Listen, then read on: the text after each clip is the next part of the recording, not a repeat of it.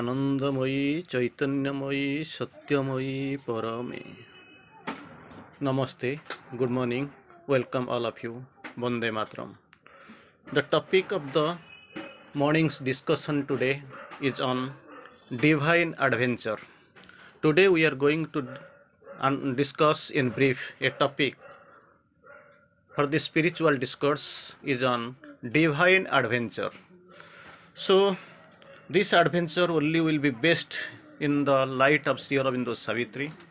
It is the adventure of true adventure, the curious adventure, the exactly what is known as the adventure, and it is the divine's adventure, Ashwapati adventures, the Lord adventures. This is based on the divine adventure, his own adventure we are going to focus upon. In two lines Sri Aurobindo quotes here, very beautiful Sri Aurobindo quotes here. His is a search of darkness for the light, of mortal life for immortality. His is a search of darkness for the light, of mortal life for immortality. That quest is there. It is there. Originally the divine adventures, divine searches among the darkness for light, among mortality for immortality. This is the quest, this is the search done by the divine. So we are taking a deep plinth, very deep glimpse at the divine adventure today. It is based upon his own adventure of the divine. It is the real adventure of the divine. It is as quoted by Sri Aurobindo. Ashwapati's adventure, Ashwapati. So what happens here? Sri Aurobindo quotes here. He chances on unimagined continents. His prow pushes towards undiscovered shores. Just imagine. His prow pushes towards undiscovered shores. The shores yet undiscovered, his prow pushes towards.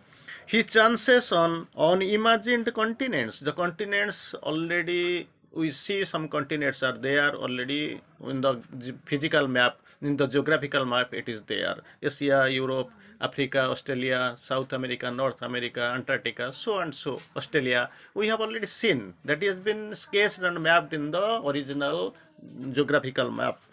But here is unimagined continents, he chances. None has taken the chance, yet unexplored, he chances there. Then how he goes, or guided by a sure compass of his thought. Original, that physical consciousness, this scientific compass is not required. For that, the scientific compass is not actually designed, designated. So these are the things which are unimagined, undiscovered, unintended. So sure compass of his thought, that can be originally the compass what we have designed, decorated, it can be possible or helpful there. Guided by a sure compass of his thought, not mine, it is the divine's thought. With that, the compass is designed.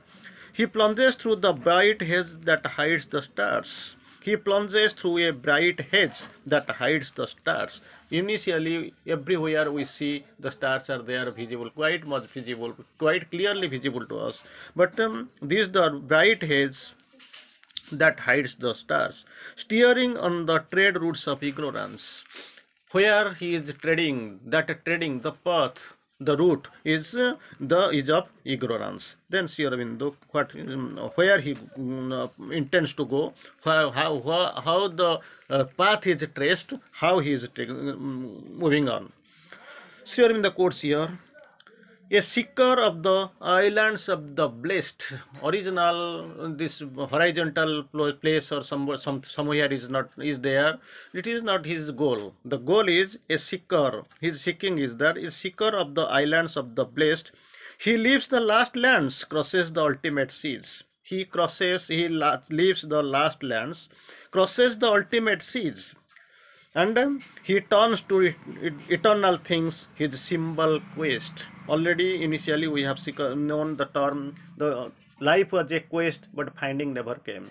Here the and once again Sri Aurobindo has quoted a seeker, a traveler. These are the words used, a seeker of the islands of the blessed. He leaves the last lands, crosses the ultimate seas. He turns to eternal things, his symbol quest. Quest that is symbolic. The symbol quest, he turns to eternal things. Life changes for him its time constructed sins. Life changes from scene to scene, from time to time, from place to place, from space to space. Life changes for him its time constructed scenes. The scene which has been decorated or time has constructed, it changes, it gets magnified. There is a visible change and visible change also. Its images veiling infinity. The images of the time constructed scenes, images veiling infinity. Earth's border recede and the terrestrial air. Where we are staying, how we are confined, about our knowledge climbs and goes, how far the wisdom we have gained, everything is limited. And after this, crossing these deep things, Earth's borders recede and the terrestrial air. Then what here is there? Hangs round him no longer the translucent veil. The translucent veil, what is actually hanging before us, before the sadhakas, it is no more required. Hangs round her no longer. It perishes, that is torn, that is gone. He has crossed the limit of the mortal and hope, and mortal thought and hope. The boundaries, the confines of mortal thought and hope, he has crossed. He has reached the world's end and stares beyond. The world's apex he has reached, world's end he has reached, and stares beyond. Nobody is possible. It is possible for nobody to do this stupendous task. But he has reached the world's end and stares beyond. The eyes of mortal body plunge their gaze into eyes that look upon eternity. Just imagine how the yogic adventure is there, how this great maneuver is there, how this adventure, divine adventure is there. The eyes of the mortal body plunge their gaze into eyes that look upon eternity. So this mortal gaze plunge into the gaze into the eyes that look upon eternity. The eyes of the mortal body plunge their gaze into the eyes that look upon eternity. It is getting magnified, it is getting spanned, it is getting expanded. So what happens there? A greater world time's traveler must explore. So this greater world, it unexplored, nobody knows. It is there behind the veil. After the edge of this mortal bounds, this world's hemisphere, it is there. And this greater time's traveler must explore that greater world. At last he hears a chanting on the heights. One chanting comes, one beautiful chanting comes, and he is attuned, and that voice is reaching his ear. And the far speaks and the unknown grows near. The far where it is there, it is unreachable, yet to reach because he is exploring. That speaks and the unknown grows near. The unknown which was there till now, it was unknown, but it is going near for this Mahayogi, for this world's times traveler, for his great exploration. He crosses the boundaries of the unseen. The unseen, that boundary yet to be imagined. Seen, that is a different case, but yet to be imagined or explored. He crosses the boundaries of the unseen, yet it was unseen, but he crosses. After once he crosses, the unseen it is not unseen anymore, it is seen. And passes over the edge of mortal sight. The mortal sight, wherever and how long it is going, he has crossed that border, that limit, it is almost limited.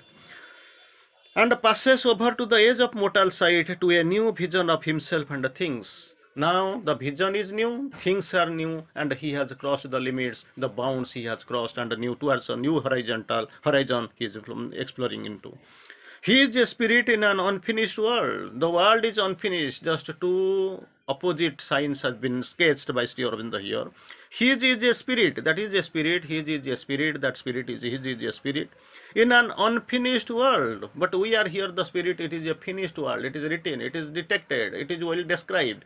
But his is a spirit in an unfinished world that knows him not and can't know itself. The unfinished world, the world is unfinished, that is in ignorance, it is bounded, it is confined, so it can never be able to speak of his spirit, about his might, about his force, about his strength, how great is he. So that's why Mother quotes, Who can understand Sri Aurobindo? He is as vast as the universe. His teachings are limitless.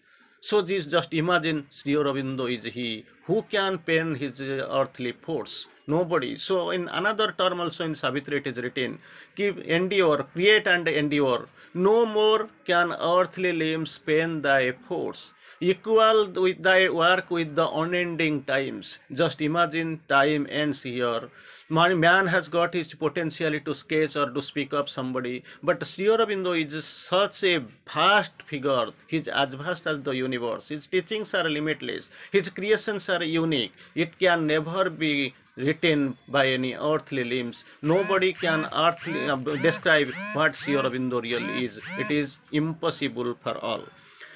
The surface symbol of his goalless quest takes deeper meanings to his inner view. Inner view, deeper meanings. It is totally different from the surface symbol of his goalless quest. We are moving, we are questing, but his exploration is different because we are questing, we are having some goal or destiny, but it is destiny is goalless and he is voyaging inward depth, inner view to takes deeper meanings to his inner view.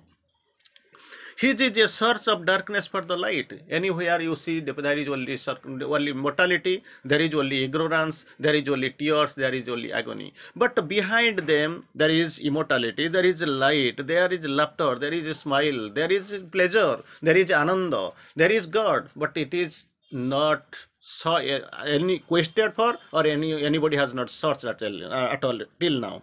So Sri Aurobindo quotes here, his is a search of darkness for the light.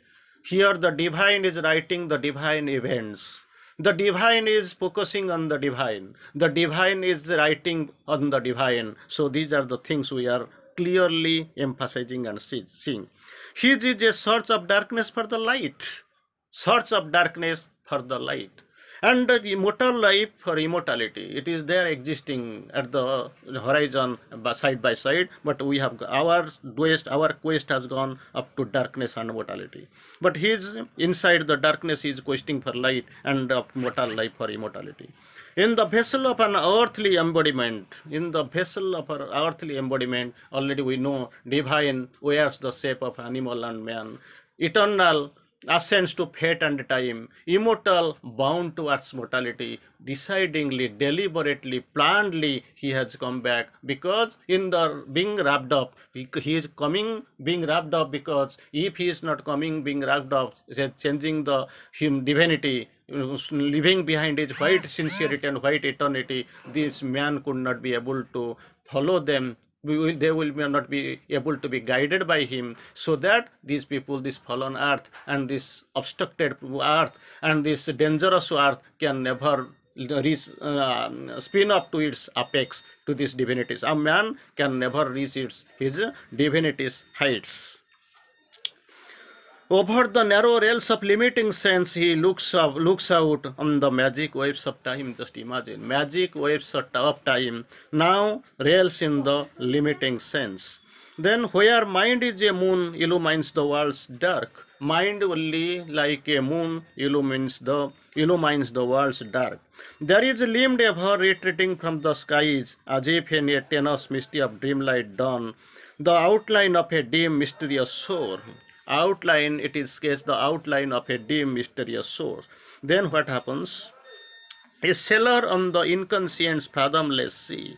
The now problem is that a sailor on the inconscient fathomless sea, he voyages through a starry world of thought on matter's deck to spiritual sun. This is the exploration, this is the elevation. He is rising up to spiritual deck, to a spiritual sun. Across the noise and multitudinous cry, across the rapt unknowable silences, his exploration is going on and he is moving. Through a strange mid-world under supernal skies, beyond Earth's longitudes and latitudes, his goal is fixed outside all present